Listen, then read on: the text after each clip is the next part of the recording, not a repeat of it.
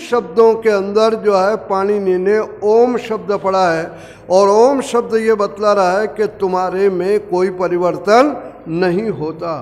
परमात्मा में जैसे कोई परिवर्तन नहीं होता, परमात्मा के बतलाने वाले शब्द में भी कोई परिवर्तन नहीं होता है, और परमात्मा के जो बनाए हुए कानून हैं, नियम हैं, उनमें भी कोई परिवर्तन नहीं होता।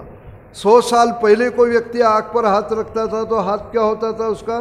जलता था, और आज रखता है तो आज भी क्या होता है? जलता है। 100 साल बाद रखेगा तब भी हाथ उसका क्या होगा? जलेगा।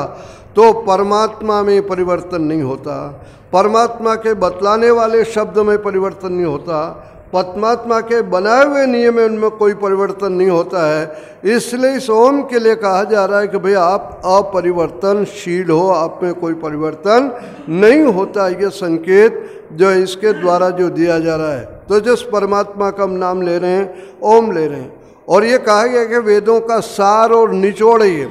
जिस कठोपनिषद के अंदर चर्चा आती कि जब यमाचार्य के पास नचिकेता गया, उसने आत्मा के बारे में जानने का यत्न किया, मना करते रहे, जब नहीं माना तब उन्होंने ब्रह्म का वर्णन करते हुए कहा कि देखो सारे वेद जिसका गुणगान करते हैं, जिसके लिए तपस्वी लोग तपस्या करते हैं, जिसको प्राप्त करने के लिए ब्रह्मचारी लोग ब्रह्मचर्य का पालन करते हैं, उस पद को, उस अक्षर को मैं तुम्हें संक्षेप से बतलाता हूँ कि वो क्या है?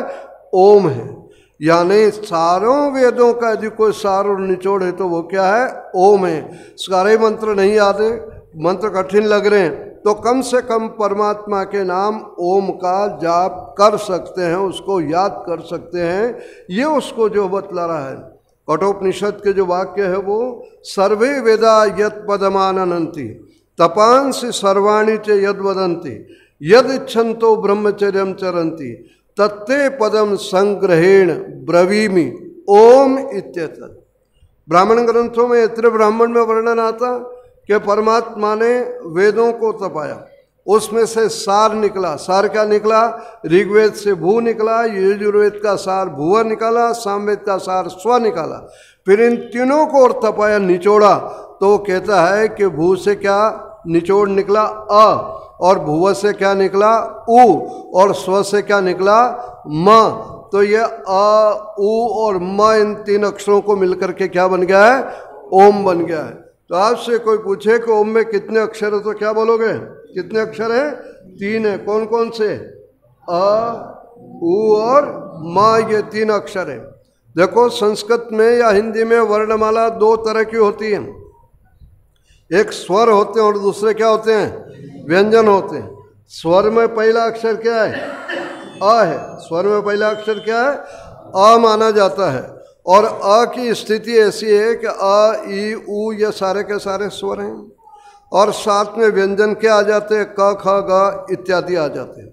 इनके बोलने के हमारे मुख में जो स्थान है ध्यान रखना, वो कितने हैं? 5 है। क वर्ग व्यंजन के जो अक्षर है ध्यान देना, क वर्ग के अक्षर कहाँ से बोलते हैं? हम कंठ से बोलते हैं। कहाँ से बोलते हैं? कंठ से बोलते हैं। जैसे क, ख, ग, घ और ङ। और च वर्ग के लिए क्या बोल रहे? थोड़ी जीवान और ऊपर ले जाओ, तालु जिसको बोलते हैं। च, छ, ज, झ, य। अब कहते हैं ट वर्ग को जितनी ऊपर मुंह में जीवान ले जा सको वहाँ ले जाओ, वहाँ से ट वर्ग के अक्षर निकलेंगे। ट, ठ, ड, ढ, ण। कहते अब जीवान दांत के पास ले आओ, वहाँ से अगले अक्षर निकलेंगे। त, थ, द, ध और न।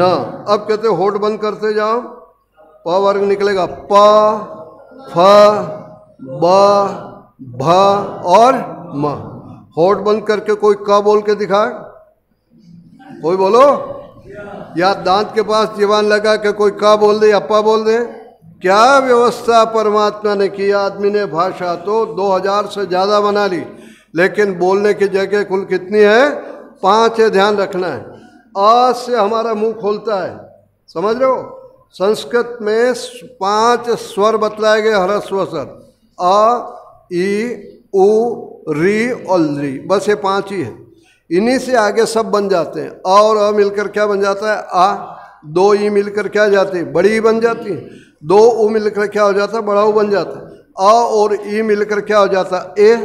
अ और ऊ मिलकर क्या हो जाता, ओ। अ और ए मिलकर क्या बन जाता, आई।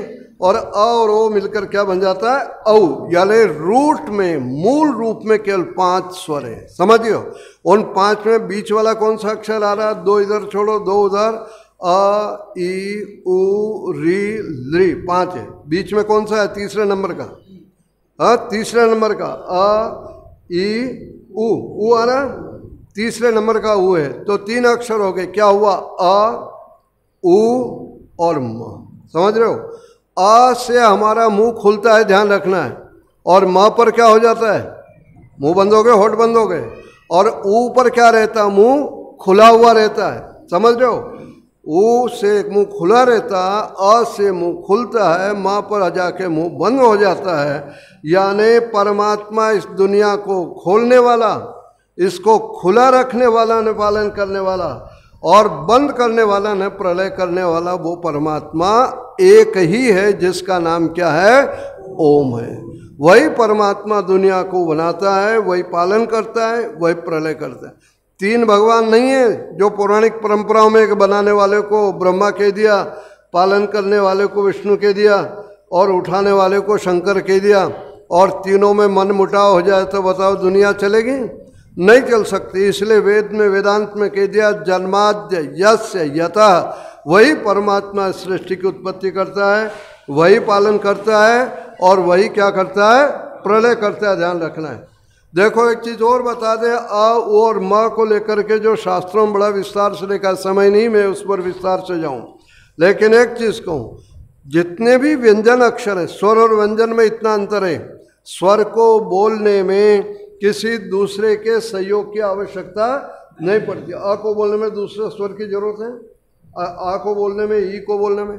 लेकिन क को जिस समय बोलोगे तो क में क्या मिला हुआ है, अ है, ध्यान रखना है। का में क्या मिला हुआ है, आ मिला हुआ है। की में क्या मिला हुआ है, ई मिला हुआ। बिना स्वर के व्यंजन बोल ही नहीं सकते। कोई कहेगा हम बोल लेंगे, तो बोल के दिखा दो, क को भी लंगड़ा करो, ख को भी लंगड़ा करो, ग को भी लंगड़ा करो, न इधर कुछ रखो न इधर कुछ रखो, बोल के बताओ देखें। 3 व्यंजन एक साथ आप रख दो, स्वर आगे और पीछे कोई नहीं रखो, कोई बोल ही नहीं सकता है। तो जिसके प्रोनाउंसिएशन में, जिसके उच्चारण में दूसरे के सहयोग की आवश्यकता पड़ती वो व्यंजन कहलाता है, और जिसके सहयोग की आवश्यकता नहीं पड़ती वो क्या कहलाता है, स्वर कहलाता है। देखो क के अंदर भी क्या मिला हुआ है, अ। ख के अंदर भी क्या मिला हुआ है, अ। ग के अंदर भी क्या मिला हुआ है, अ। तो ऋषि कह रहे हैं कि जैसे क ख ग के अंदर अ मिला हुआ है और वह आंखों से दिखलाई नहीं देता, वैसे ही संसार के प्रत्येक पदार्थ के अंदर, अणु अणु के अंदर वो परमात्मा विद्यमान है, लेकिन वह आंखों से दिखलाई नहीं देता।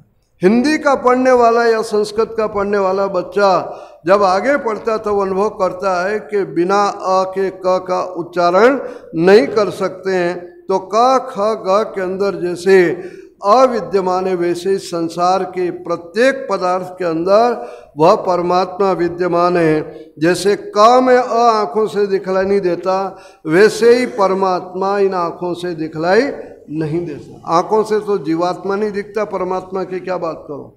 तो जीवात्मा आँखों से वही चीज़ दिखती जो बनने वाली होती है और नष्ट होने वाली।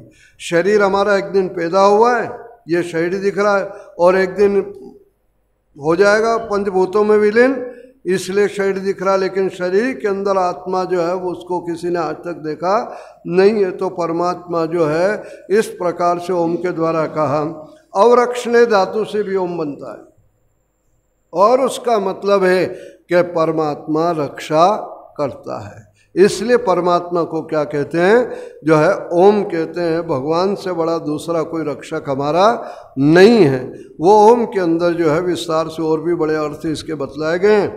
तो आशा है कि जिस मंत्र को बोलते हम लोग पहले भगवान को याद करते हैं, तो जहाँ कहा है कि और मंत्र कोई याद न हो तो कम से कम भगवान के नाम ओम का स्मरण हम क्या करें, जाप किया करें।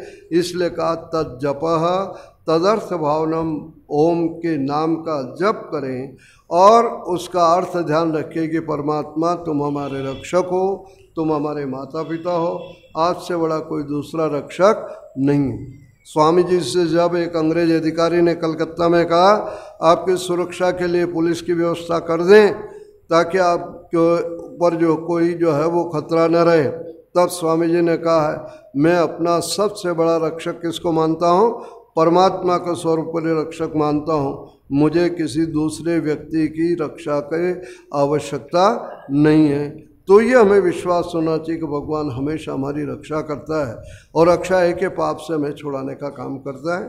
तो इस प्रकार से आप लोग संध्या के मंत्रों का और इन अर्थों का ध्यान रखोगे, इसी आशा के साथ जो शेष बातें रह गई है तो कल और करेंगे। तो कल बच्चों के